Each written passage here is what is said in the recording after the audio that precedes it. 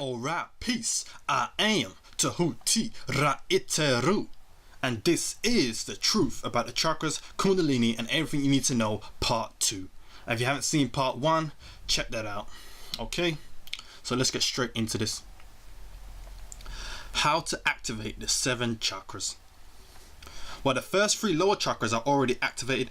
The ones that need to be activated are the higher chakras, such as the heart chakra, throat chakra, Ajna chakra, Nirvana chakra, and the Sahasrara chakra. But you need to activate all of your chakras in order to be balanced.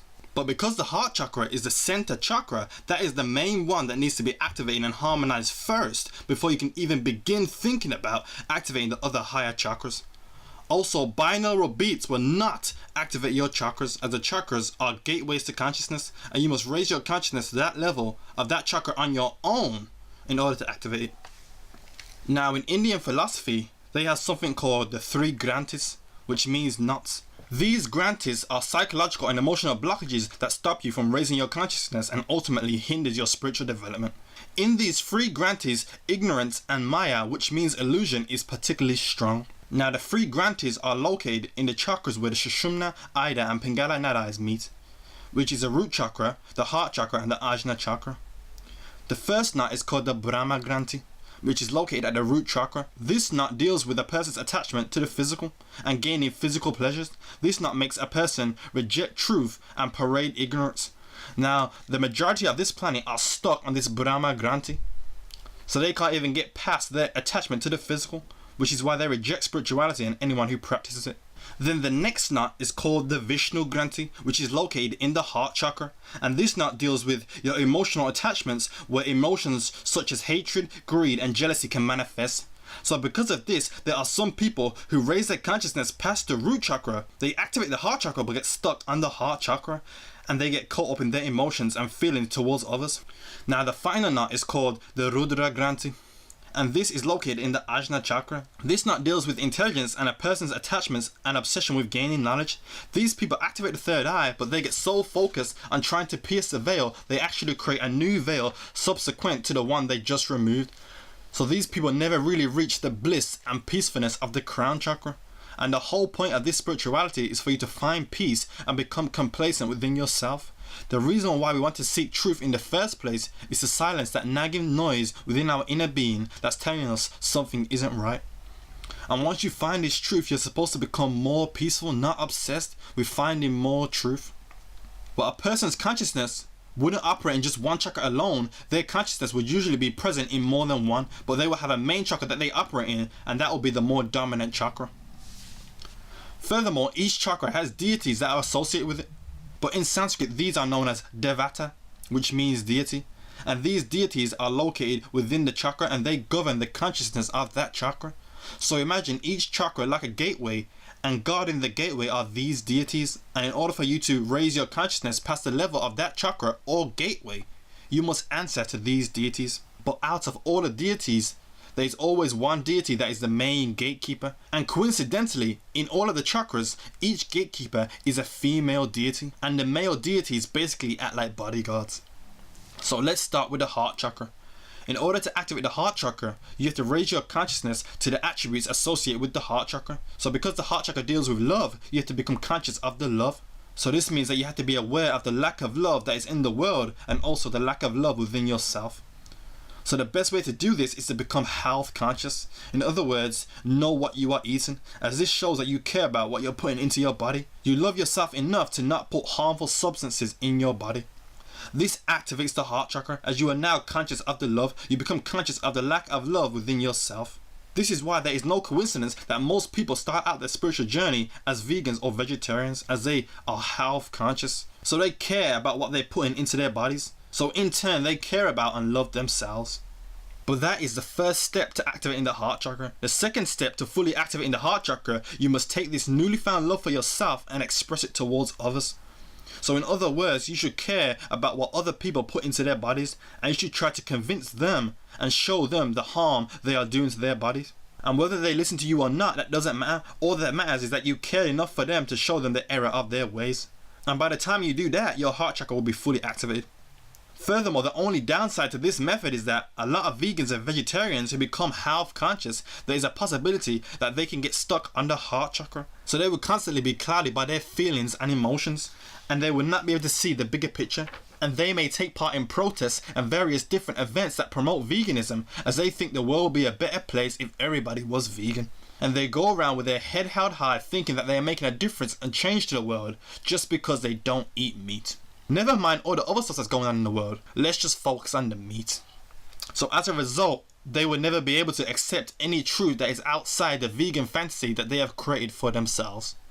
Furthermore, the deities associated with the heart chakra are Vayu, Isha and Kakini. But the most important deity is Kakini, as she is the gatekeeper, so she is who you have to answer to if you want to raise your consciousness past the heart chakra. But what's most important is that Kakini holds a noose in her hand, which in Sanskrit is called parza, which means rope or noose. So what this means is that in order to raise your consciousness past the level of the heart chakra, you will have to kill yourself. But it doesn't mean literally kill yourself. What it is talking about is your ego, which is Amkar, your human identity. You must kill that aspect of yourself. But when you kill your ego, it doesn't go away. All it means is that you have won the battle with the aspect of your mind, and now you are in charge of your ego rather than it being in charge of you. So another way to activate the heart chakra is you must take control of your ego. So the person you think you are, you must discard of that person as they don't exist anymore. So in other words, stop trying to be something that you are not, and instead be yourself. So the first step to taking control of your ego is to stop judging people. Now what do I mean by this? When I say stop judging people, I'm talking about prejudice. So for example, going around calling people demons when you know nothing about them, that is prejudice. But as humans, we can't help but form opinions about other people. But the difference between having an opinion about someone and prejudice is that prejudice is when you condemn someone based solely on the opinion that you have of them. So it's okay to have opinions about people, but don't condemn that person based on the opinion you have of them without fully understanding that person first. So now the reason why I say you should stop judging people is because the reason why we judge people is because we think that we are better than them. We think that we are somebody. For example, if you had a group of overweight people in a room, neither one person in that room will criticize the other for being overweight, as they are all overweight, so they won't think that they are better than each other. So when you stop judging other people, you also stop judging yourself, because somewhere down the line you judged yourself and declared that you were better than everybody. Then you started to judge other people as it was your ego that told you to judge yourself. So you thought that you were somebody, and if you are somebody, everybody else becomes nobody. As the sole purpose of the ego is to exist, it wants to be the only thing that exists. The ego wants to be the fastest man in the world. The ego wants to climb the highest mountain. The ego wants to be the only one and the only thing in existence. But because it is not, it has to try and make it seem that it is. And you do this by judging other people and putting them down to bring yourself up. So now when you stop judging other people, you also stop judging yourself. So now you no longer have an inflated ego. And when you no longer have an inflated ego, you no longer care what other people think. As the reason why you care what other people think is because you think that you are somebody. So when someone tells you that you are not somebody, this deeply hurts you because you thought that you were somebody. So the key thing here is to drop the ego. As once you have done this and no longer think that you are somebody and that you are just nobody, you now become one with everybody. As you can relate to them now because you are on their level and don't think that you are better than them. So it is now easier to open your heart to them and love them because you are now on the same level as them. But as I said, you cannot get rid of the ego completely. All you can do is suppress it and keep it in check. As we all have our differences and like to be different, as it is our ego which allows us to be different. Without it, we would just be clones. But don't let those differences get to your head. For example, a healthy ego is when you go to the store to buy some clothes, but you may choose to buy the orange shirt because everyone you know has a green shirt, as you want to be different, and that is fine.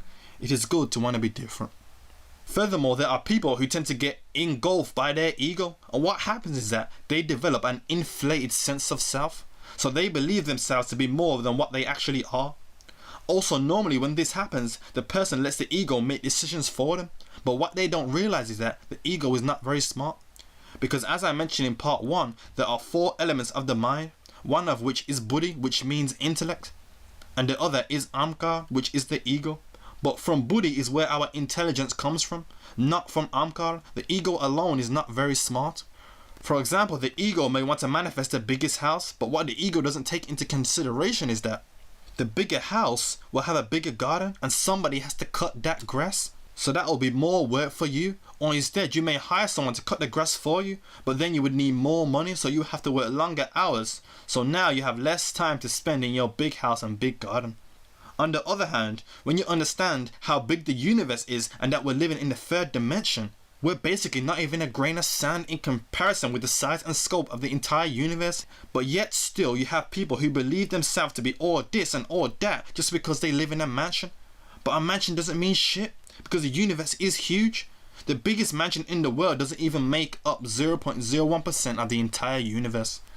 And then you got these other people who think they're getting it in just because they're in a Ferrari. But you got beings on the 4th and 5th dimension flying. So again, a Ferrari doesn't mean shit in comparison with the entire universe and other dimensions. Also, when you understand quantum physics and that we're living in a parallel universe, meaning that there is another universe running simultaneously with this universe. So really, the things that we take pride down here are just insignificant. So my point here is that don't let your ego get overly inflated, because we ain't shit down in this third dimension. We're not even a grain of sand. So having an inflated ego is really just petty and foolish. Basically, we need to start thinking astronomically about this. We need to start seeing the bigger picture rather than getting caught up in trivial things that ultimately have no real significance when you understand how deep this rabbit hole goes. Now the next chakra that needs to be activated is the throat chakra, but most people seem to think that this chakra is already activated because a person is able to communicate, but the throat chakra is more than just communication. The throat chakra deals with self-expression and expressing your true feelings, and for most people it takes them years before they are able to effectively do this, where they are able to communicate honesty and integrity from their inner being. Now the deities within the throat chakra are Ambara, Sadashiva and Shakini. Shakini is the female deity and she is the gatekeeper, so she is the one that you must answer to if you want to raise your consciousness past the throat chakra. Also again, Shakini and Ambara are holding the Padasa, which is the noose, so again you have to kill an aspect of yourself in order to reach the level of the throat chakra. In this case, it would be the aspect of your ego stopping you from expressing your true feelings through the throat chakra. It is your ego that makes you hold back certain things that don't fit the character that the ego knows itself to be. So now, in order to activate the throat chakra, you must utilize the love from the heart chakra and allow this to envelop your entire being and just let the words flow out. Don't hold anything back. Don't let your ego stop you from expressing your true feelings. You must drop all fear of public opinion, because it is this fear of public opinion and scrutiny that makes people not want to express their true feelings or express anything at all. Now, once you're able to overcome your fear of public opinion, then you must use the love you have for others and communicate with them. Take the time out to answer their questions. Also, don't be afraid to give them advice, especially in a field or topic that you have a lot of experience in. You must also humble yourself and listen to them. So instead of listening to your own needs, you should be able to listen to their needs. Then use the love from your heart chakra and try to help them, and this will help with your overall communication, as a good communicator is also a good listener. Another way to activate the throat chakra is to utilize the love you have for yourself to further understand yourself and find your true self. You can do this by expressing this newfound love for yourself through engaging in activities and hobbies. Then, depending on the activities you choose to do, you should try to understand why you like to do them. Also, another good thing to do is to spend some time alone once in a while, away from distractions, and just focus on self. Just be alone with your own thoughts and try to understand yourself. Then once you do this, you'll be able to come out of your shell and express your true self. And with the newfound love from the heart chakra, you are not afraid to express this and let people know who you are. So as you can see, the throat chakra is based on the love from the heart chakra. So without the heart chakra activated, you cannot activate the throat chakra. Then next is the Ajna chakra. And this chakra only has one deity, which is Hakini Shakti, which is a female deity. So she is a deity that you must answer to if you want to access and awaken the Ajna chakra or third eye chakra. But in this chakra, Hakini doesn't hold the Parasa, which is a noose, because by the time you reach the Ajna chakra, you would have already subdued your ego and now are ready to seek wisdom. So in order to activate the Ajna chakra, or third eye chakra, as a lot of people seem to want to activate the third eye, that seems to be the new craze right now. So here you go. If you want to activate the third eye, you must first stop trying to activate the third eye. Stop trying to seek information about activating the third eye. As the reason why you are doing this is because you want to activate it for personal gain, as you think you're going to get some special powers or something. If you are one of these people, you are never going to activate the third eye. Because if your third eye was already active, you would know that no one has any single method that will activate the third eye, as everybody's at different levels of consciousness. So what worked for them won't work for you. So in other words, nobody can tell you how to activate your third eye. That is something that you must do on your own. And there isn't a special food that can activate your third eye either. So to you people who want to activate the third eye, you need to go back to the heart chakra and find the love, because somewhere down the line you lost the love. You lost the real reason of why you need an activated third eye, which is to help people. You receive the benefits of the third eye so that way you can utilize them to help people. You must aid the people who don't have the eyes to see. So in other words, you will only activate the third eye based on the love you have for other people, as you need a positive reason to want to activate it.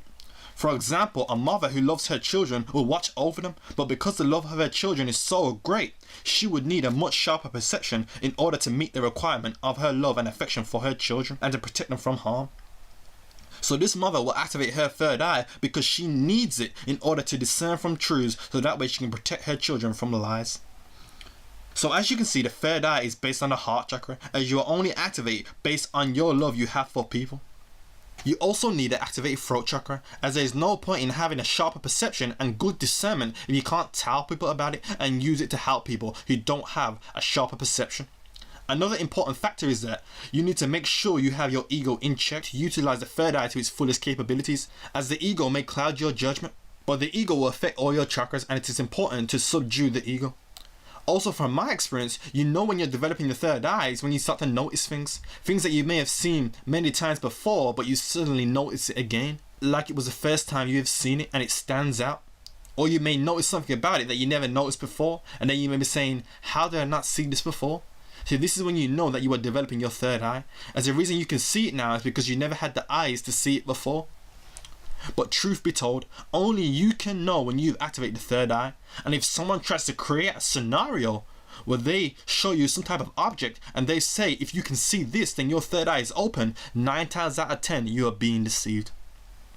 Because the third eye, simply put, is the ability to see something for yourself. And if I point at the object for you and tell you this is what you are supposed to be seeing, then that defeats the whole purpose of the third eye.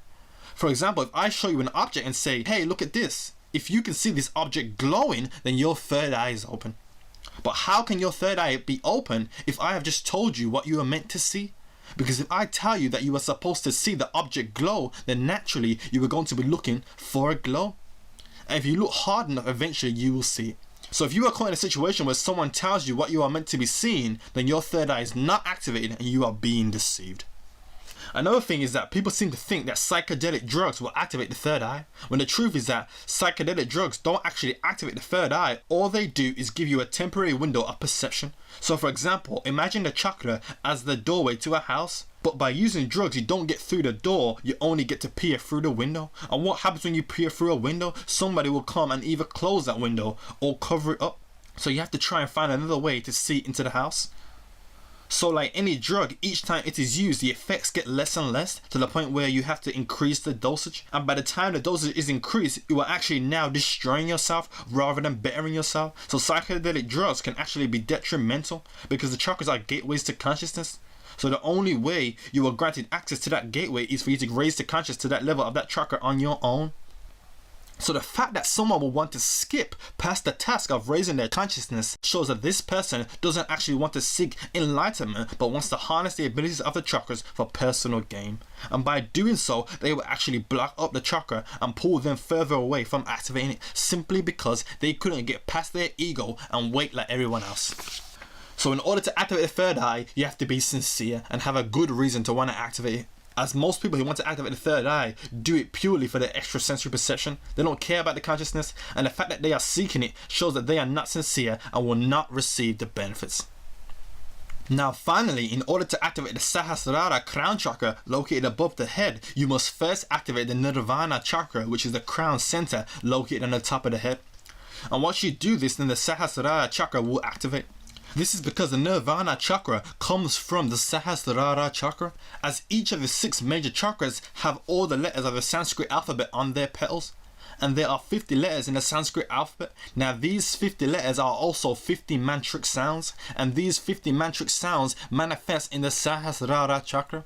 But these 50 mantric sounds manifest as 20 strengths, so the petals of the Sahasrara chakra are arranged by 20 rows of 50 petals, containing one of the 50 mantric sounds.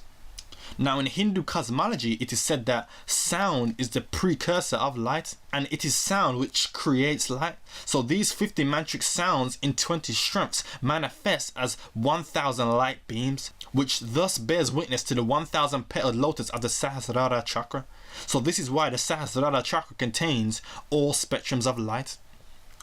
Now in Hindu mythology, the sun god Surya is a representation of the Sahasrara chakra, as the sun god Surya is said to radiate 1000 light beams and exists in 100 forms, and these 100 forms thus become the 100 petaled lotus of the Nirvana chakra.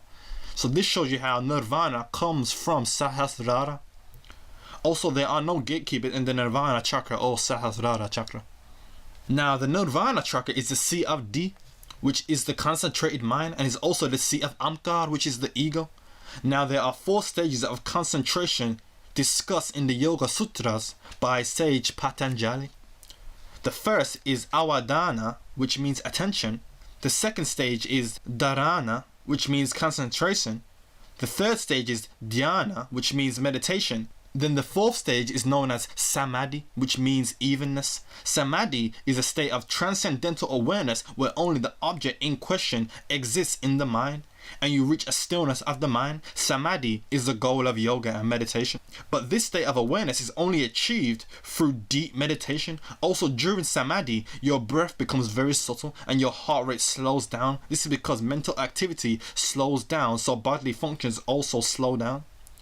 Also, depending on the development of a person will determine how long it would take for them to reach Samadhi. So in other words, attention leads to concentration, then concentration leads to meditation, and meditation leads to Samadhi. But the 3 primal stages of the concentrated mind, which include concentration, meditation, and Samadhi, are classed as a yoga practice known as Samyama, which means holding together or binding. But through the practice of Samyama, a yogi is able to reach an even higher state of consciousness known in the Yoga Sutras as Samprajnata Samadhi, which means distinguished. So this is called distinguished Samadhi. Now there are 4 stages to achieving distinguished Samadhi. The first stage is called Savitarka Samadhi, which basically means with doubt or confusion. This is where the mind is focused on a gross object, but is still accompanied by other activities of the mind. And in this stage, the mind is trying to rationally analyze the object, but there is still some confusion, such as understanding the 5 elements of earth, water, fire, air, and akasha or ether. And in this picture, you see the symbols of those 5 elements. Then the second stage is called Savikara Samadhi, which means reflection or reasoning. This is where knowledgeable thoughts and feelings pass through the mind, and now the mind focuses on the subtle elements of an object, such as odor, flavor, form, touch, and sound. Then the third stage is called Sa-ananda Samadhi, which means with bliss. So in this stage, the mind reaches a pure bliss and joyful state of consciousness, which is free from the gross and subtle elements. In this stage, the mind focuses on the forms of deities or devatas. Then the last stage is known as Sa-asmiti Samadhi, which is made up of 2 words. The first word is Asmi, which means I am, and Vritti, which means state. So Sa-asmiti means the state of I-ness. This is where the mind becomes conscious of the pure self, and the object of meditation no longer exists, and now the mind itself becomes the object of meditation. This is true Samadhi. But after Samprajnata Samadhi, there is an even higher state of Samadhi called Asamprajnata Samadhi. This is complete Samadhi. In this stage of Samadhi, a person's consciousness is completely absorbed and the mind no longer exists. And now your spirit unites with the formless absolute known as Brahman. Lastly, in Hindu philosophy, it says that we are not the mind, but we are the observer witnessing the mind. Now, the Nirvana chakra is activated involuntarily, hence why there are no gatekeepers in the Nirvana chakra. It will activate once you've activated and harmonized the other chakras, but the main chakra that influences the activation of the Nirvana chakra is the Ajna chakra. This is because the Ajna chakra deals with self-realization, and there is a level of focus and concentration needed to fully realize yourself. And this element of concentration and focus is inherent in the Nirvana chakra. So now, the way that this chakra is activated, you must learn to trust your intuition and block out unnecessary thoughts that may enter your mind. You must take control of your mind and learn how to focus on the self. By doing this, you will eventually reach a pure bliss state of consciousness, where the external things in your life that used to plague your mind now seem insignificant. This is when you know that you have activated the Sahasrara chakra. Also, there are some people who are born with certain chakras being more developed, thus making it easier for them to activate that chakra when they are ready. This may be due to them harmonizing the chakra in a past life, or they were very spiritual in their past lives, as the etheric body carries over into the next incarnation along with the other subtle bodies. So a person may also come back with a high level of chi. This is because they would have had a more developed etheric body that was larger, so they were able to store more chi. For example, a person may be born with a more developed third eye, and this may have been developed in a past life, so when it comes time for them to activate their third eye, it will be much easier for them to do so, and their awareness will be on a much higher level. And it will seem like this person's awareness just spiked overnight. Also, because of this more developed third eye, this person would also have a more developed mental body, and they would have a lot of knowledge stored in it, so this person may be very intellectual and intuitive from a young age. On the other hand, some people can be born with a more developed heart chakra, so they would naturally be strong and show a lot of resilience from an early age. But most likely the same people who are born with a more developed third eye are also born with a more developed heart chakra, as they both go hand in hand, but the chakras will not activate overnight. It takes time and a level of patience. But on a final note, I just want to say that the heart chakra is really the main chakra, as without the heart chakra activated and harmonious, you would not be able to access any of the higher chakras, and also your lower chakras will be affected as well. As the heart chakra is so vast and important because it is the center chakra and a direct link between your higher chakras and your lower chakras. But see, what these new ages tend to do is they put a lot of emphasis on the third eye, and they talk about all the benefits of the third eye. But what they don't tell you is that the heart chakra is really the main chakra, and that is the chakra that must be mastered above all. But this just shows you how this new age movement is really just a deception to stop you from reaching your fullest potential, as they want you to focus on the benefits of spirituality for selfish reasons rather than improving yourself and to help aid in the improvement of others. Alright, then let's go to the next one. How to raise your vibration. A person's vibration depends on the level of consciousness, and your level of consciousness is determined by the degree at which your chakras are developed, which also pertains to the size and scope of your aura field. Now, a more conscious person will have more developed chakras, so they will take in and give out more pranic energy, which then fills their aura field, thus giving them a higher vibration. Whereas people who are unconscious or dead, they have underdeveloped chakras, and they will have a weaker aura field, so they will have little to no vibration. There are also many different methods and things you can do to help raise your vibration, but certain things that may help to raise one person's vibration may not work for you, so it all depends on the person. One of the methods to raise your vibration is to take part in a physical activity such as sports, martial arts, or lifting weights in a workout regime, as this helps with the flow of prana throughout the body, which is the life force energy that keeps you alive. But see, some methods may work for some people but not for others. As growing up, I used to play a lot of sports, as I had so much energy that I needed a way to get it out. I pretty much had a physical activity planned every day of the week. But some people may have not liked to be as active as I was, as they may have felt drained, as they may have not had the type of energy reserves that I had. But on the other hand, some people like to work out and lift weights as it makes them feel good, and it is a good way for them to release their energy. But again, this may not work for some people, as some people don't like lifting weights as it doesn't make them feel good. For example, in my case, lifting weights was actually detrimental to my spirituality, as I was seeing results very quickly, and I started to like what I was seeing, and I wanted more. So I was doing it more for looks rather than a way to relieve energy and uplift myself spiritually. So this was detrimental to my spirituality, and because of this, I had to stop lifting weights as part of my spiritual journey. So this shows you how certain methods work for some people but not for others. Another way to raise your vibration is to sing or dance, as these are all forms of self-expression, and through expressing yourself helps the flow of vital energy throughout the body, and this can also help to release blocked energy in the chakras. Furthermore, there are some people who can't sing nor can they dance, but this doesn't mean that they can't raise their vibration through singing and dancing, as the spirit doesn't care whether you can sing or dance, as long as you are expressing yourself and are feeling good when you are doing it. But if you don't feel comfortable doing any of those things, you can express yourself through creation, such as drawing, painting, or simply make something. Use your creative mind, something that we are all born with, and just create something. It doesn't matter what you create, as long as you're using your intuitive, creative mind to do it, then that is all that matters. Meditation also helps to raise your vibration, because meditation allows you to focus all your energy and attention on one singular point. So this allows you to concentrate your energy and gain control of your prana. As your energy goes where your attention flows, this especially works well if combined with various breathing techniques, as you can help to slow down your bodily functions and relax the mind to ultimately reach samadhi, which is the stillness of the mind.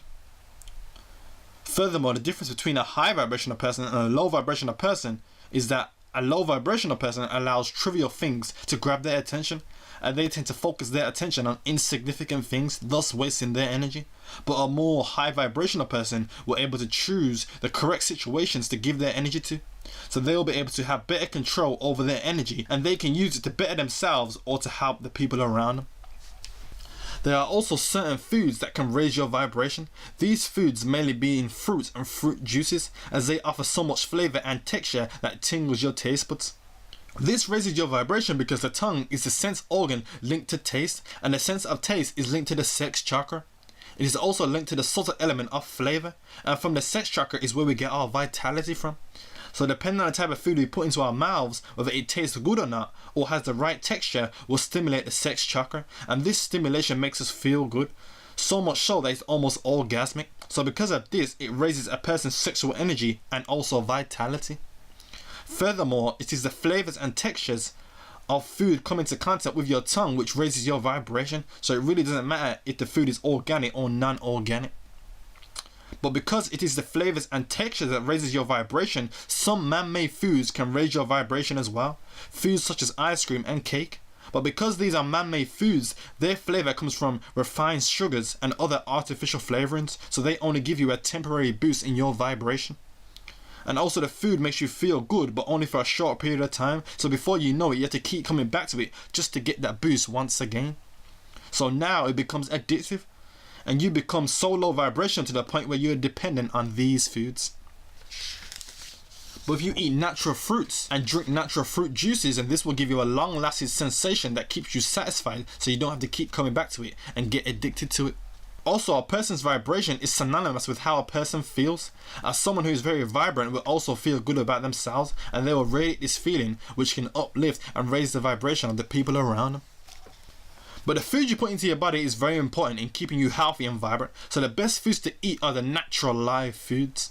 As some of these man-made foods, especially fast foods, can actually lower your vibration, because over time the fast food takes its toll on your physical body, and before you know it, you are overweight. And one of the significant differences would be your breathing. You start to breathe harder. So now you don't have proper control over the prana you take in through your breath via the Ida and Pingala, which now lowers your vibration. Also, some fast food can block up your sinuses with mucus, so you don't take in the correct flow of prana when you breathe. So by doing so, you've just cut your lifespan in half, as life is not measured by years, but it is measured by how many breaths we take. So it's best to cut out fast food out of your diet completely. But in some cases, people can eat bad foods, but yet they seem unaffected by it. This is where mind over matter comes in. As the mind is stronger than the body, it is easier to break the body, but not so easy to break the mind.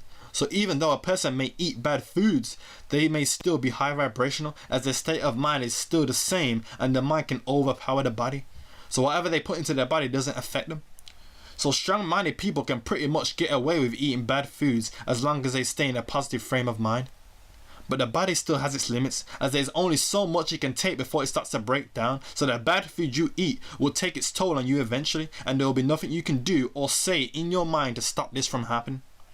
Furthermore, some people seem to think that the food we eat is not that important, but if that was so, then why would the creator bother to create foods that have nutritional benefits? Why would the creator make food that is good for us? Why not just create bad foods? So obviously the food we eat is important. It helps to keep our bodies healthy and makes us feel good, which keeps us vibrant. But you still have to take into consideration mind over matter, so the primary foods you eat should be healthy, but your overall diet doesn't have to be that strict. Another thing to bear in mind is that none of these methods mentioned above will be as effective if you are in a low vibrational environment and surrounded by low vibrational people, as this will bring you down and you will not be able to flourish at your highest potential. as you would basically be that one candle trying to light up a dark room. But what you find is that the darkness is so vast that the candle is only able to light up part of the room, but not the entire room, and the darkness will eventually engulf that light, as that one candle doesn't stay lit forever. But if that one candle was surrounded by other candles, then that darkness would cease to exist and the whole room would be lit. So in other words, it is the people that make the environment vibrant, not the environment itself, as it is the positive energy radiating from the people that can affect the atmosphere. But on the other hand, low vibrating people who enter a high vibrational environment will be affected by the vibration. But because there is so much prana and positive energy present in the atmosphere, their chakras will be overwhelmed by this. And a person with less developed chakras takes in more energy than they give out. And also, if this person's chakras are disharmonious, the protective filter will be damaged, so now this person will take in a lot of negative energy. So this will result in a very adverse effect on the environment. This is why you got people who go to positive events like carnivals or special get-togethers and they cause some type of chaos or disturb the peace. This is another reason why you got a lot of these degenerates doing prank videos now, as these people are no good to themselves or to the people around them. So making sure that you surround yourself with high vibrational people is very key in raising your vibration. Also, to determine whether you are vibrating or not depends on how long you need to sleep for. As a low vibrational person will need a lot of sleep. They will need 10 plus hours, as they need a lot of time to recuperate because their level of consciousness is very low, so their spirit needs all that time to unplug from the matrix, so that way they can repair their physical body and other subtle bodies as well. They will also have a very weak aura field, so a lot of negative energies can set in. So they need a lot of sleep just so they can get by in the matrix. Whereas a high vibrational person will need less sleep, such as 4 to 6 hours, as they will have a higher level of consciousness and a much stronger aura, so their spirit doesn't need as much time to recuperate. Also, the positions which you sleep determine the chakras which you are vibrating on. So if you primarily sleep on your stomach, then you are vibrating on the root chakra. If you sleep in the prenatal position, then you are vibrating on the sex chakra. If you sleep on your back, then you are operating on the navel chakra. If you sleep on your left side, then you are operating on the heart chakra. And if you alternate between sleeping on your left side and right side, then you are operating on the throat chakra. But when you are operating on the third eye and other higher chakras, you don't really sleep, but instead you may have frequent rests. But the positions which you sleep don't determine your level of consciousness, it just determines the chakras you were operating on at that time. As a person with a high level of consciousness may sleep on their back, but all this means is that they may have been operating on the navel chakra during that day, or that they may be having some problems with their emotions, which is what the navel chakra deals with. Lastly, what I have noticed is that these new ages put a lot of emphasis on nature, and that it can offer spiritual and psychological benefits, such as grounding you and also raising in vibration, which is why a lot of these new ages talk about earthing, which is basically them walking around barefoot, as they seem to think by doing this they will receive some type of energy from the planet.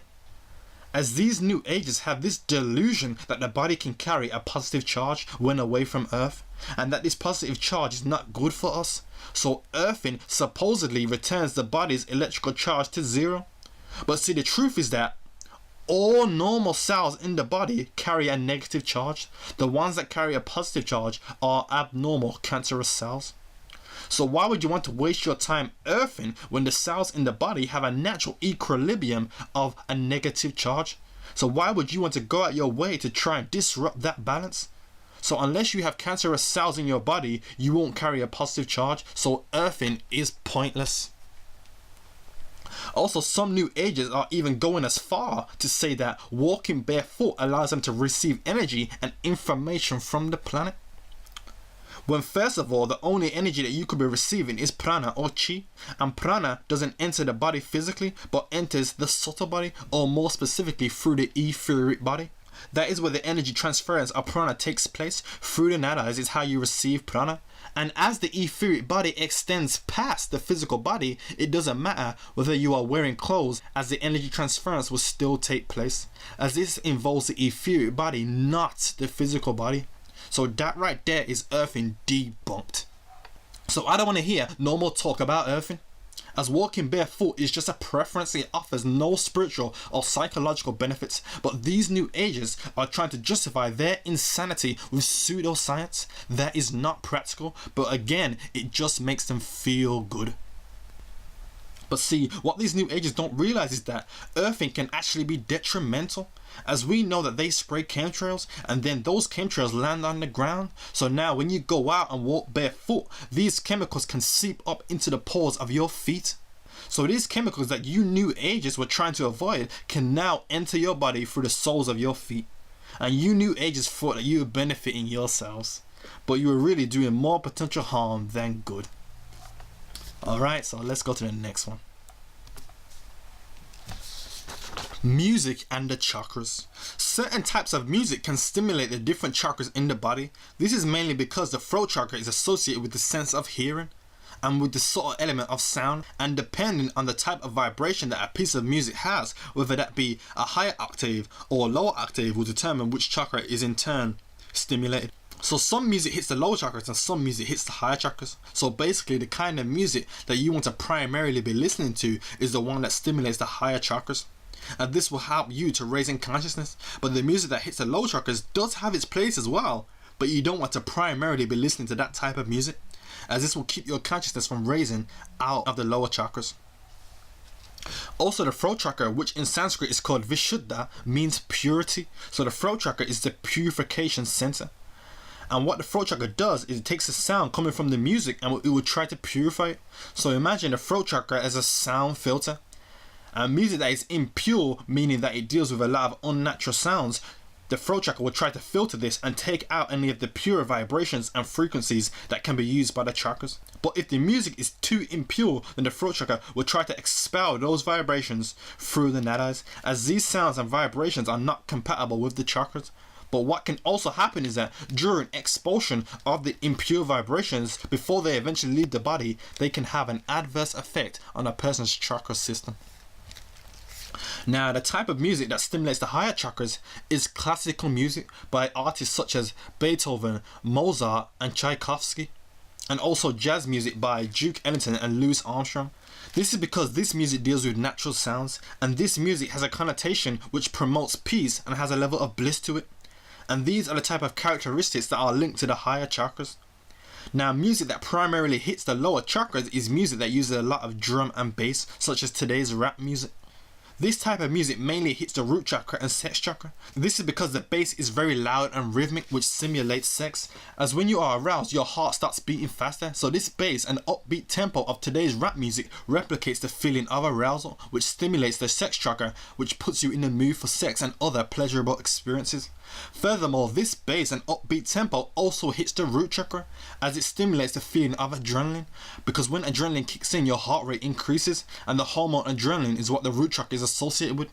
So now there is no coincidence that they target classical music towards white people and target rap music towards black people. This is because they want to keep us in the lower chakras, so we cannot raise our consciousness out of the lower chakras, to the point where the only thing black people think about is pleasurable experiences such as sex. But this kind of music does have its place, especially when partaking in the act of sex. But this type of music is not something that you want to be listening to when you are not partaking in the act of sex, as you want to raise your consciousness, not lower it. Now, old school pop music from the likes of Michael Jackson stimulates the heart chakra and the throat chakra. Same with old school R&B and soul music from the likes of James Brown. This is because the lyrics were very heartfelt and you could feel the passion and emotion from the artist, which hits the heart chakra and also stimulates the throat chakra, as listening to that music makes you want to express yourself like the way the artist is expressing themselves in the song. Now, the music that stimulates the navel chakra would be fiery orchestra music, as the navel chakra deals with the element of fire. But on the other hand, there is music that can actually hit all the major chakras, such as real hip hop music. But that's if you can find real hip hop music. But see, this hits all the chakras because it has a rhythmic beats with the drum and bass that hits the lower chakras. Then it may have an R&B singer on the chorus or have a nice hook that hits the heart chakra and throat chakra. Then it will have the conscious lyrics that would hit the third eye and other higher chakras. This is why they have to stop real hip hop music from getting out, because it is so effective in raising the consciousness of black people. In fact, Professor Griff refers to hip hop as high infinite power healing our people. This is why they don't want black people to control rap or hip hop music, as they know that it will be the fastest way to uplift and unite black people. So they have to employ agents to put out low vibrational music that is slowly destroying the minds of our people.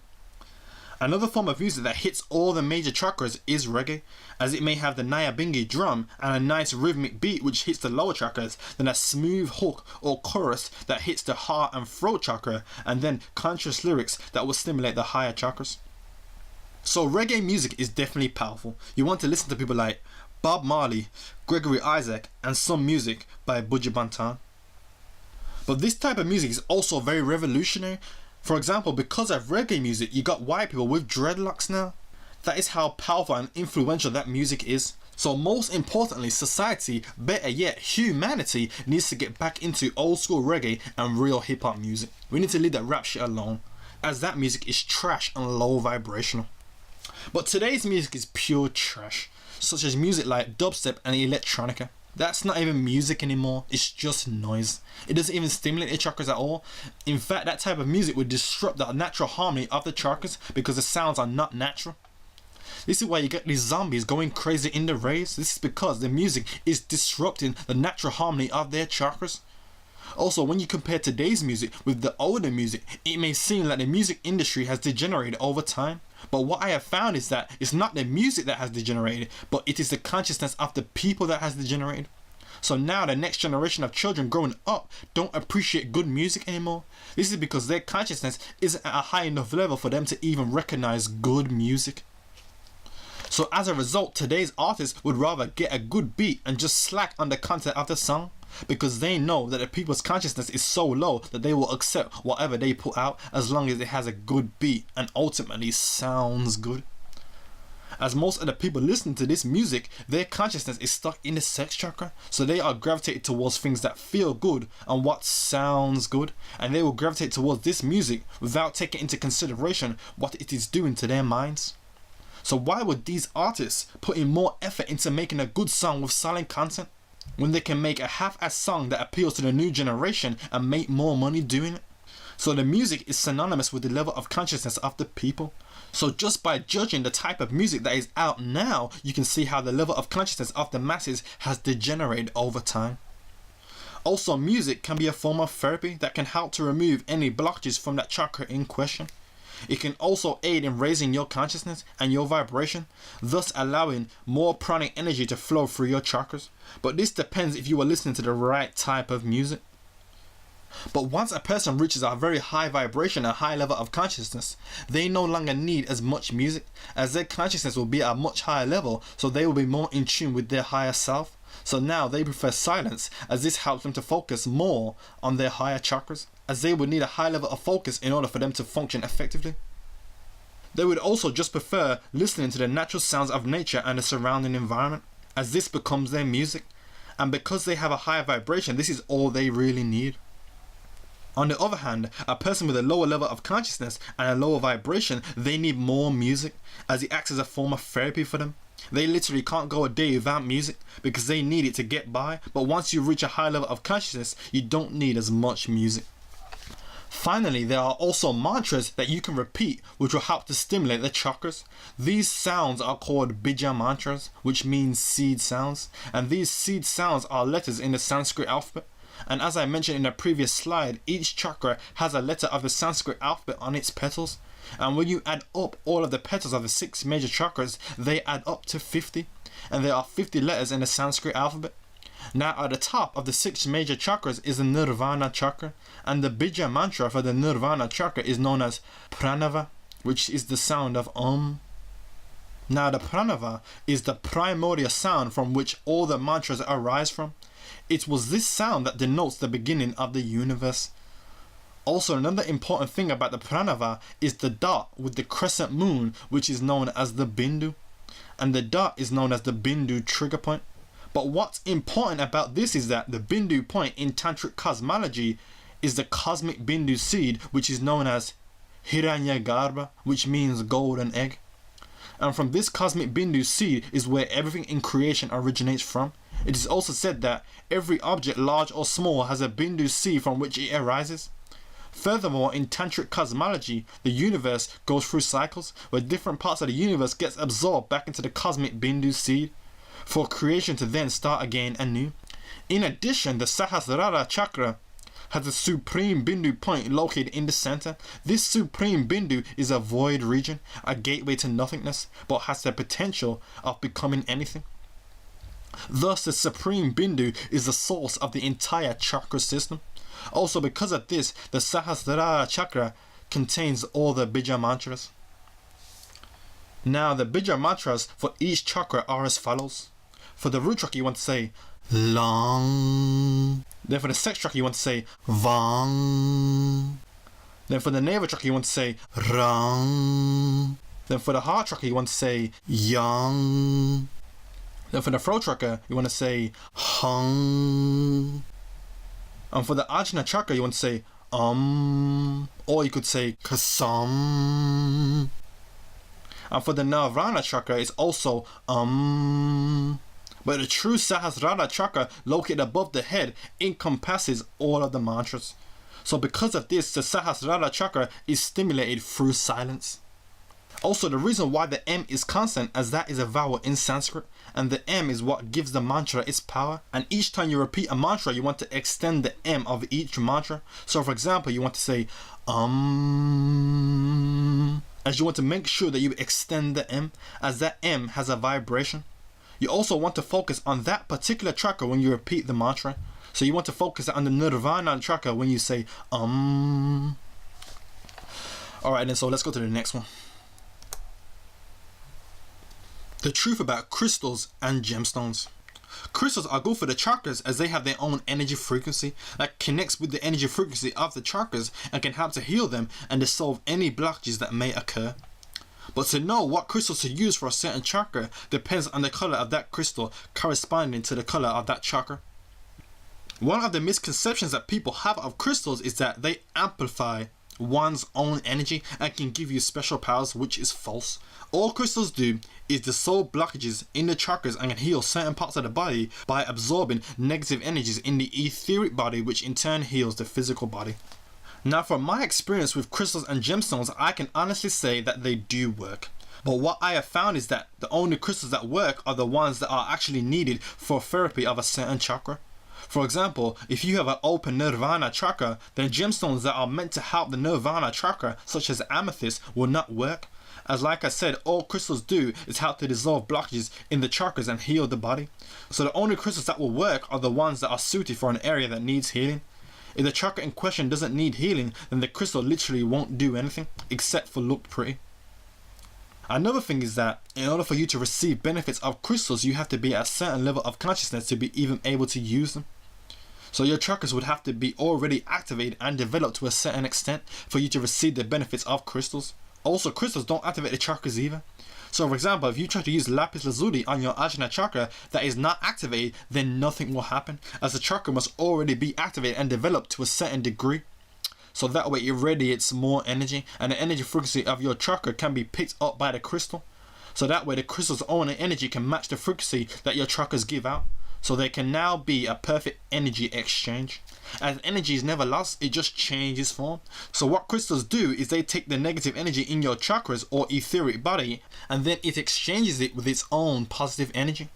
So what is really happening is a positive negative energy exchange. So now, because of this energy exchange, the crystal you have used now needs to be cleansed of the negative energy that now resides in it. So the way to cleanse crystals and gemstones from my experience is that you take a small container and place the crystal in there that you want to cleanse, and you fill that container with lukewarm water. Then you put some sea salt in the container as well. Then you want to leave the container alone for like an hour. But if you have more than one crystal in there, then you may want to leave it for 2 hours or more. And once it is done, you dry it off with a cloth and dispose of the salt water in the container. But what I like to do is put the sea salt in the container first, then fill it with lukewarm water, then put the crystals in there, then put some sea salt on top. So that way the entire crystal is covered with sea salt from top to bottom. Now the reason why this works is because the sea salt is also a crystal. So it goes through a positive negative energy exchange with the crystals, which is why you should then dispose of the sea salt after each cleansing. Also, when you get a new crystal, you want to cleanse it, as it would have picked up negative energies of the previous owner or the person who may have had it before you. So what I like to do is cleanse it with sea salt overnight, so it is ready to be used the next day.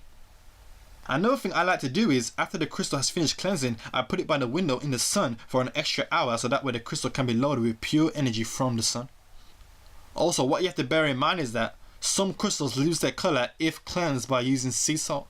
So another way to cleanse crystals like this is to just expose them to sunlight for about an hour or so.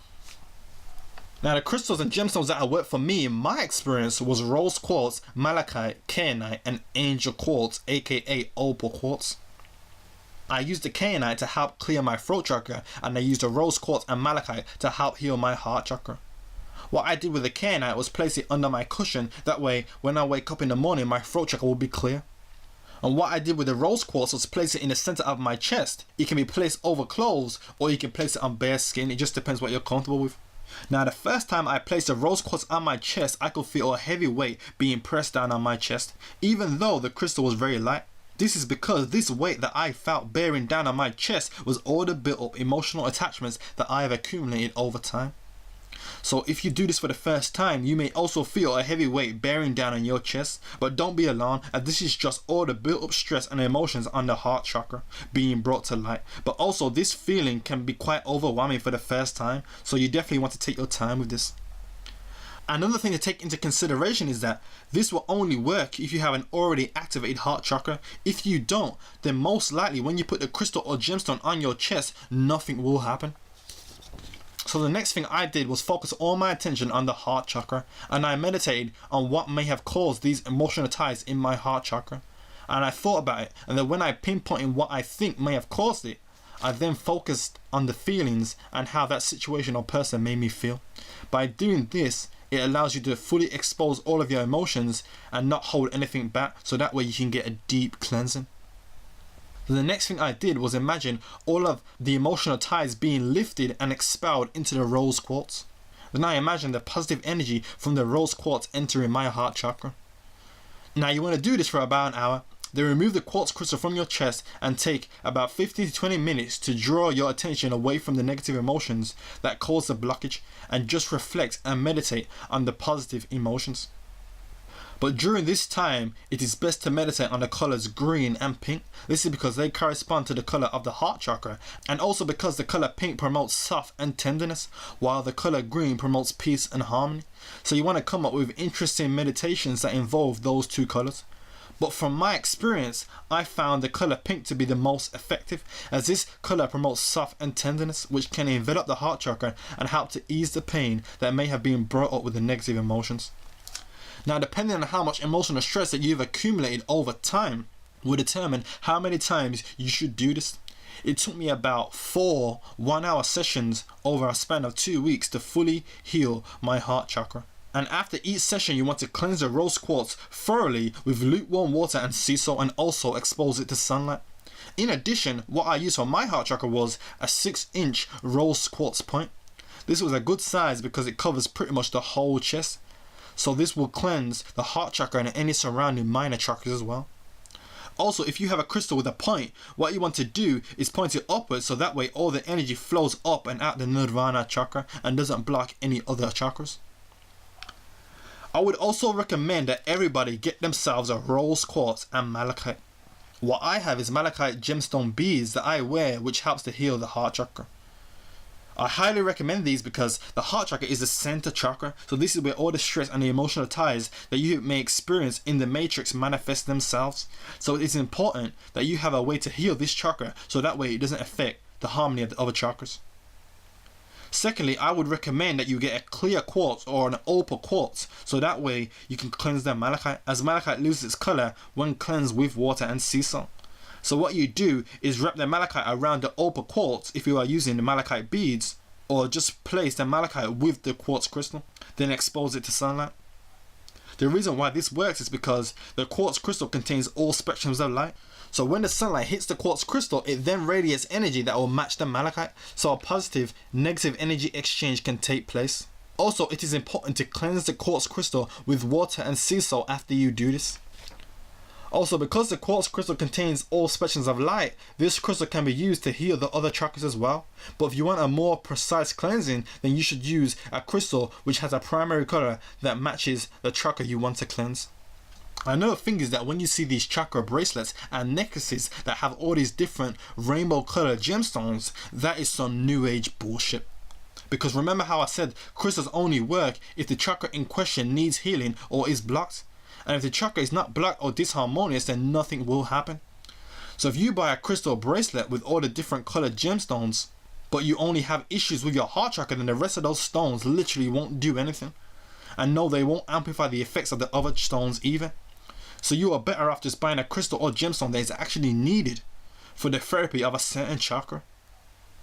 Also, when buying crystals, for example a rose quartz, you may come across two rose quartz that are both the same size, but yet one is more expensive than the other. The only difference is that one of them, the color is more richer and vibrant. This is because these new ages are trying to make it seem that because the color of this rose quartz is much more richer and vibrant than the other rose quartz, then somehow the energy given off by this rose quartz will be much purer than the other rose quartz. That right there couldn't be further from the truth. Because how can one rose quartz have purer energy than another rose quartz if they are both made up of the same atoms and they both came out of the same earth? So please do not fall for this deception, as these new ages are basically trying to add value to something that really has little value, as a quartz crystal is the most abundant crystal out here. So these new ages are basically trying to pimp people. So in other words, if you buy an expensive rose quartz, then best believe you are just paying for the prettier color and nothing more.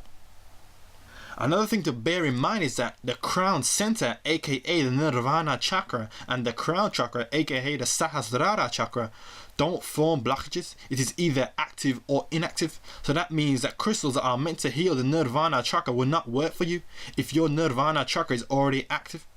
So in other words, once your Nirvana chakra is active, it is not necessary to buy any crystals for the Nirvana chakra. But see, this is what these new ages won't tell you, as they want to sell you their products. But I'm telling you this from my experience, as I bought some lapis lazuli for the Ajna chakra and amethyst for my Nirvana chakra, and both of those gemstones did nothing except for look pretty. This is because my Nirvana chakra was already active and my Ajna chakra was already harmonious. Also, blockages are not easily formed in the Ajna chakra, as once you have been granted a new level of perception and can see something, it is very difficult to unsee what you've just saw. So you should bear this in mind when buying crystals and gemstones for the Ajna chakra. Furthermore, you don't want to get caught in the crystal trap, which is where a person hoards a whole bunch of crystals to the point where they have some sort of crystal collection, and they convince themselves that by having all these crystals in their home it makes their living space more spiritual, when really all they do is just look pretty. So the only crystals you really need is a good rose quartz, malachite gemstone beads, and some type of clear quartz or opal quartz to cleanse the malachite, and anything else is just unnecessary. Now lastly, for those people who find it difficult to meditate, the reason for this is because you lack the ability to focus. As I mentioned in a previous slide, is that there are 4 stages to concentration. First, there is attention, then a focused attention turns into concentration, then a prolonged concentration becomes meditation, and then a deep meditation becomes samadhi. So you have to be able to focus your attention and concentrate before you can meditate. So here is a free activity that you can do to help build up your focus. You don't need any products, all you need is this free activity. So what you want to do is first find a quiet, secluded location in your home, free from distraction, no TV, no music, nothing. Now you want to start off with about 10 minutes, but if you find it really difficult, then you can do 5 minutes. Now what you want to do is focus on an object in the room you are in. And if there are no objects, then just focus on a spot on the wall. Then what you want to do is stare at this object and just focus your attention onto that object. Describe that object in your mind. What does it look like? When did you buy that object? If not you, then who bought it? What is the object used for? Who put it there? And you want to ask yourself all of these questions pertaining to the object, and let this object take your thoughts on a journey. The best objects are the ones that are most unusual, the ones that allow your imagination to run wild. So it is more effective to do it with objects rather than just a spot on the wall. But if you choose to do the spot on the wall, then you want to ask questions like, who built this wall? What is the purpose of this wall? If the wall is painted, then ask yourself, who painted this wall? Why was the wall painted in this color? And again, you just want to let your mind wander and let your thoughts take you on a journey. Now after you get good at this, you can now do this for 2 objects instead of 1.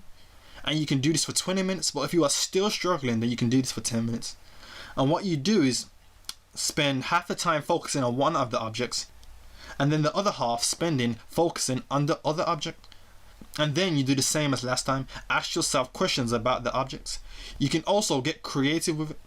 And rather than spend half the time focusing on one object, you can spend the full time encasing both objects. And what you can do is compare both objects and what makes that object stand out more than the other object, and so on and so forth. Then when you get really good at this, you can now do this with objects and living things that are moving. So what you do is you can either go outside or peer through your window and focus on the wildlife in your garden. And you can do this for about half an hour to an hour and just focus on the wildlife, such as the butterflies, the birds, etc. And just ask yourself questions like, what is he up to? Where is he going? Why does this animal do what it does? And if you don't have any wildlife around you, then you can do this with the planes or vehicles that pass you by. And you can ask yourself questions like, where is that plane going? How many people are on that plane? Or if it is a car, you can say, where is this car going? Who is driving this car? How old is this car? Also, when you really get good at this, you can start focusing on objects or things and use your intuition and third eye to break down the science of this object and how you think this object may work, or how you think it was made, and also why you think this object was made the way it was. And you could critique the design of the object. Also, if it is an animal, then you can take the time to break down the science of its anatomy and ask yourself, why does it move around so quickly? What's up with its tail? Why is it so fluffy? What does this creature eat? And it doesn't matter if your assumptions are wrong. All that matters is that you're able to focus your attention onto something and that you can use your intuition and third eye effectively. And by the time you get to this level, you should have no problem with being able to meditate. So that right there is a free activity that you can do to help build up your focus and also visualization skills for meditation. You don't need to buy any products. All you need is your will and some level of patience. Okay, so let's go to the next one. Relationships and the chakras. Your relationships and the people that you come into contact with are based on the development of your chakras, in contrast to the development of their chakras. So in other words, you will attract people depending on what chakras are less prevalent within you. For example, if you are a very high chakra oriented person, then that means that you will most likely be less prevalent in your lower chakras. So you will most likely attract people who primarily vibrate on their lower chakras. That way your chakras can complement each other. So basically, when you have a relationship with a person or a group of people, that relationship becomes a single unit or a machine, and each person will have their role in keeping that machine stable. For instance, the person with the more developed third eye will be the thinker of the group. Then the person with the more developed heart chakra will be the peacemaker, and the person with the more developed root chakra will be the defender, and the one who bails everyone else out of trouble. This is why, in my experience, I found that I would always attract people who were primarily operating in their lower chakras, as I was always high chakra oriented, as my third eye was more prevalent. Also, I always had a more developed heart chakra, so I would constantly find myself in give-take relationships where I would countlessly give and they would take. This is because the heart chakra, once activated and developed, radiates more energy, and a heart chakra that is less developed draws in more energy than it gives out. Also, because of this developed heart chakra, I would constantly find myself in positions where I will be giving some sort of counseling to people. This is because I was able to provide some form of emotional stability, because the developed heart chakra makes you emotionally stronger, and you can now relate to people and empathize with them. You also become very compassionate as well. But on the other hand, I have always been less prevalent in my throat chakra and had difficulty expressing myself through verbal communication, so the people I attracted were always loud, as they had more developed throat chakras, so they became my voice when I was unable to speak up for myself. But on the other hand, I am a very good listener, so whenever they would be talking, I would be listening, so I never missed a word. So as you can see, each of our chakras complement each other, and where one was lacking, the other would fill that gap, so it would be a perfectly smooth running unit. Also, what can happen is that one person in the group may soon develop in the chakras that they may have been lacking, so now the machine becomes unstable. This is where your fallouts and disagreements come in. This is because your chakras are no longer complementing each other, but instead they are clashing. So it now becomes time for the unit to split up. And this person will now have to attract new people that are in contrast to their newly developed chakras. So really, the people you come into contact with that you call friends are but a means for each other's chakra development. And when you have a fallout with a friend that is unprecedented, that is a good sign that you have now developed in the chakra that you were lacking, and now you are clashing with theirs. So now you must find new companions that allow you to further develop and also for you to help them develop.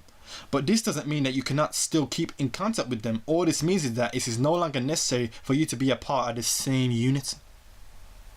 So when you understand this, basically what this means is that if you still hang around with the same people since high school, then you are doing something wrong, as you should have developed in the chakras that you were lacking in. So now your chakras should be in conflict with theirs. But the fact that you are still able to hang around with them, this shows that you were not developing in your chakras, because if you was, then your chakras would now be in conflict rather than complementing each other. So now you would no longer be able to stand to be around each other, as it would start to become more uncomfortable. This is because similar energies are now clashing. So you may end up becoming more distant with each other. This is where you get the term grown apart. This is because you would have grown or developed in the chakras that you were lacking in, so you no longer need to be a part of that unit anymore. But see, you were told that if you still had the same friends since high school, then this was a good thing, as it shows that you haven't changed. But no, this is a bad thing, as you changing shows that you are developing. But if you stay the same, then this shows that you are stagnant and not moving forward with your spiritual development. But in some cases, more than one person within the unit can develop in the chakras which they were lacking in. So what happens is that they can still be friends, but now the friendship goes to another level. And rather than do the same things they did when they were in high school, they may just have each other around for support when times get rough. This also works with family as well, because the reason why you incarnate into a specific family is so that you can develop a certain part of your spirituality, as you chose a family that you incarnate into specifically so that your spirit could gain a certain experience. For example, a mom may have an active but disharmonious heart chakra, so she will constantly give without taking into consideration of her own needs. So she may have a son who has a less developed heart chakra, and he'll be a person that likes to take, as his heart chakra won't be fully developed, and he will take in more energy than he gives out. But when you get deeper into it, in order to help the mom's heart chakra develop and the son's chakra to develop, the son may have a disharmonious root chakra, so he lives a reckless life, and he's able to manifest things, but they are based solely on his selfish needs.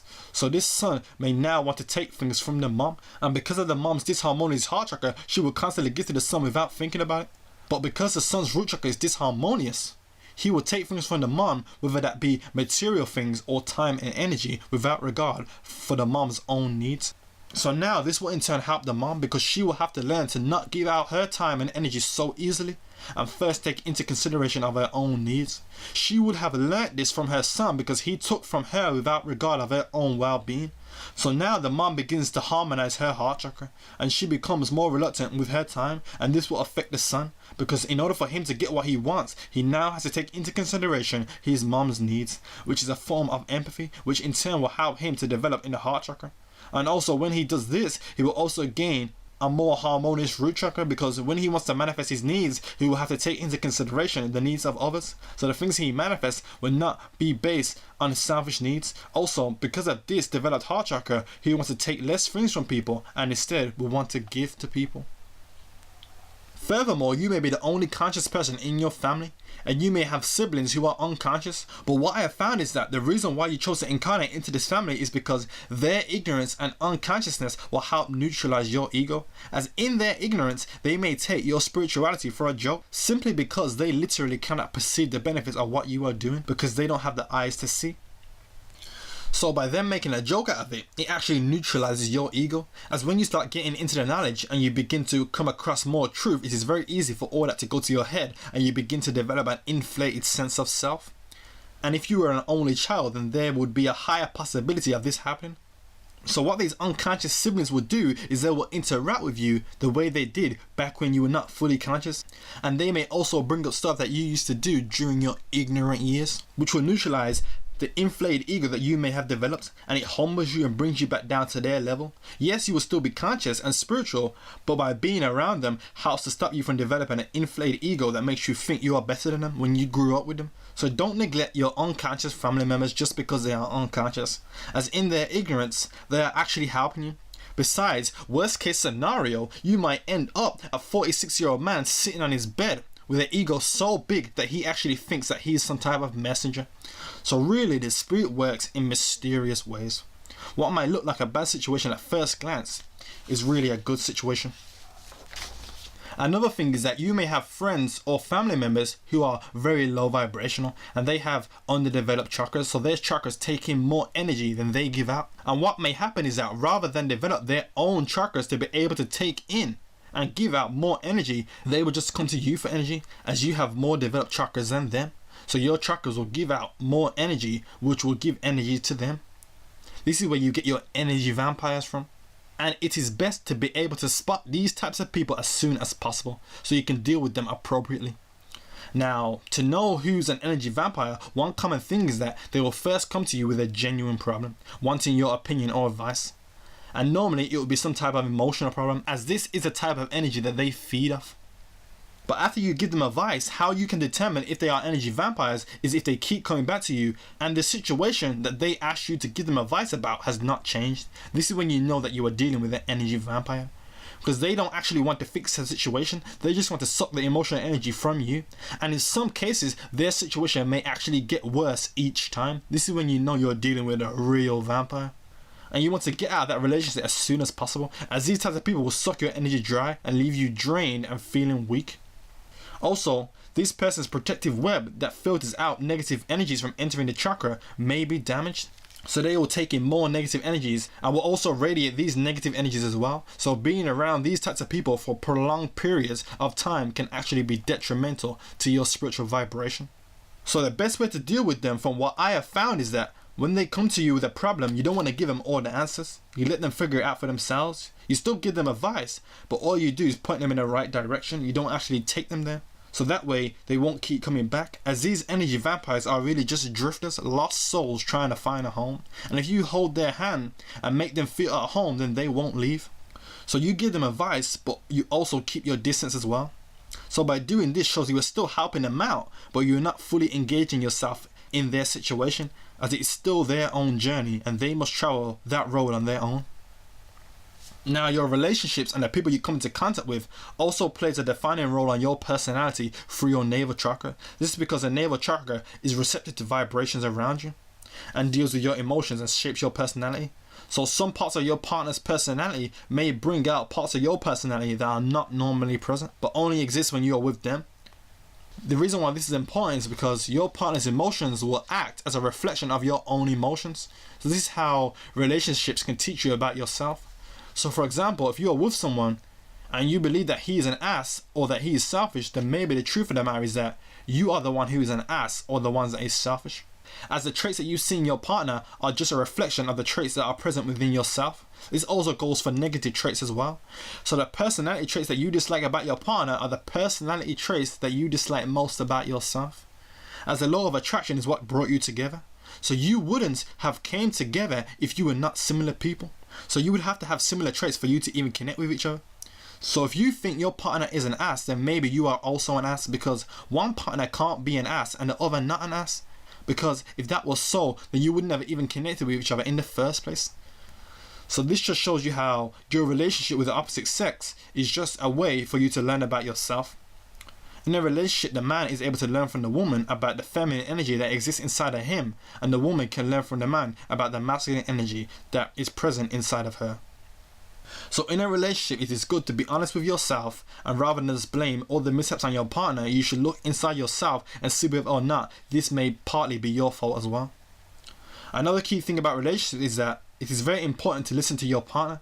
Both partners should be able to make compromises for one another in order to make the relationship work. Also, it is very important to listen. The man should be able to humble himself and listen to the woman, and the woman should be able to humble herself and listen to the man. There is also a spiritual reason behind breakups in relationships and why they occur, as breakups in relationships, believe it or not, are actually mutual. But most people in relationships are caught up in the moment and are unable to understand why the relationship had to end. Because when you first connected with your partner, that was a mutual agreement, meaning that you both had a thing for each other. If you didn't, then that connection wouldn't have even took place. So when you break up, it is also mutual as well. So contrary to popular belief, both partners had a hand in the breakup, not just one person. For example, in your typical relationship, it normally ends because one person may cheat on the other person. For instance, the man may cheat on the woman and then she breaks it off with him. But see, even in that situation, the breakup was mutual. Because yes, the man may have cheated on the woman, but the woman is no saint either. Because in a relationship, the other partner is just a reflection of yourself. They are just the polar opposite of you. So if the man cheated on the woman, then the woman also cheated as well. As somewhere down the line, she cheated herself. As she knew before she got with him that he was a cheater. She saw the way he was with other women, but that is what turned her on in the first place. That is what made her want him more. So she cheated herself out of a good relationship with a good man, all because she wanted to be with a cheater. But see, when a relationship like that ends, the woman would normally blame the man and say it was his fault, but she also played a part in it as well. But she was unable to look inside herself and see that the problem started within. As she first cheated herself, so that relationship was to teach her that she needs to start respecting herself more and make better decisions about choosing the men she wants to be with. This also teaches the man that he needs to learn to respect women more and not to treat them as just objects. So both of them came together as they needed to learn a lesson about respect. But the man may have had a blocked heart chakra, which in turn sent too much energy down into his sex chakra, making it disharmonious, which thus increased his urge for sex. So his need for love was confused with his urge for sex. Now the woman may have had a blocked navel chakra and a disharmonious heart chakra. So she was unable to know what true love is and gave out her love too easily. She also would have had a lack of self-worth. So really, a relationship ends how the relationship began. It started with her cheating herself. Then the man cheated on her. As a relationship is just a reflection of yourself. So when the man cheated on her, that was just a reflection of how she first cheated herself.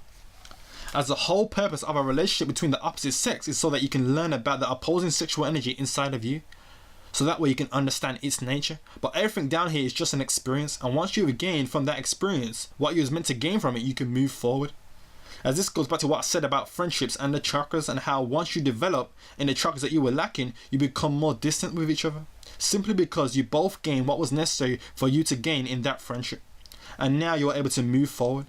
But after the relationship ends, you can still remain friends, but for you to cooperate in a close proximity environment such as a relationship is no longer necessary.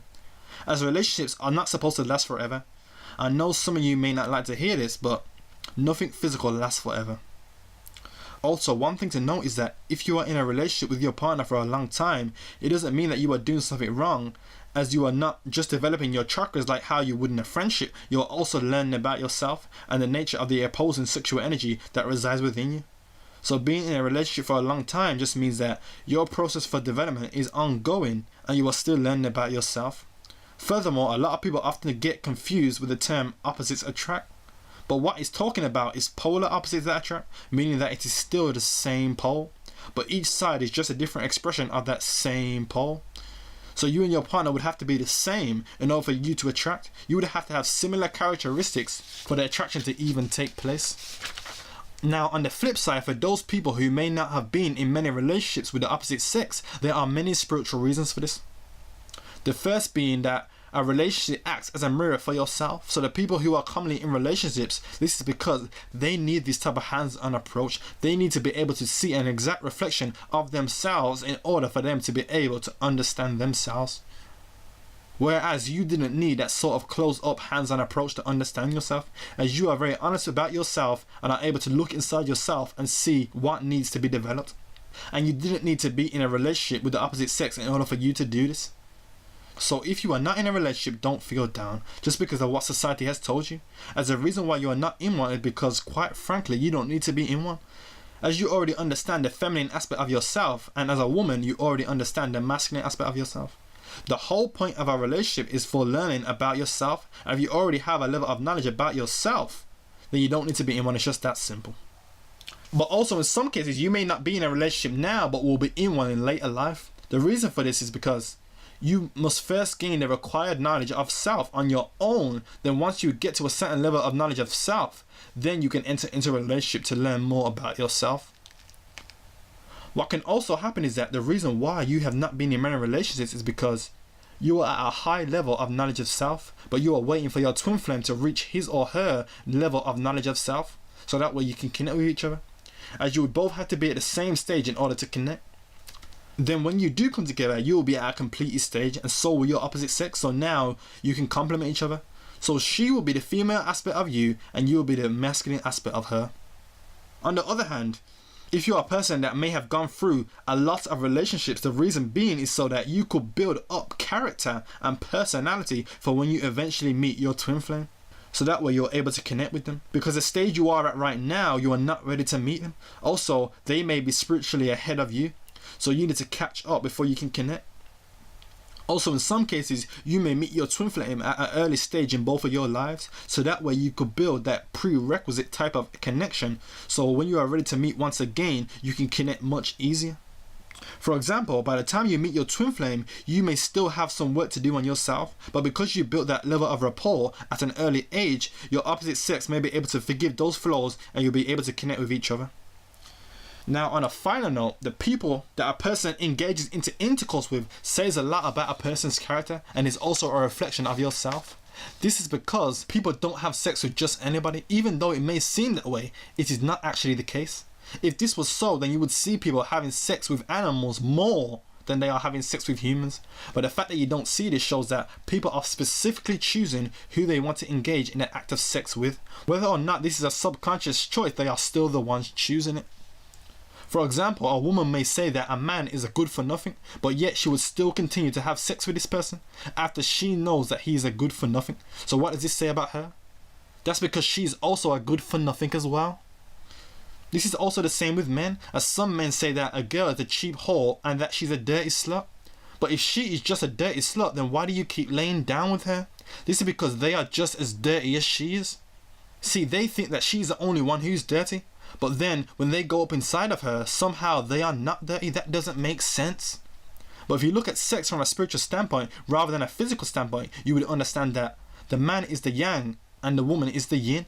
And when you come together, it is an act of sexual union, where the feminine energy inside of her mixes with the masculine energy inside of you, which are both polar opposites that attract to each other like magnets. So in other words, you are who you have sex with. And that goes for animals as well. Okay, so that's the end of part 2. Stay tuned for the final part, which is part 3. Okay? Peace.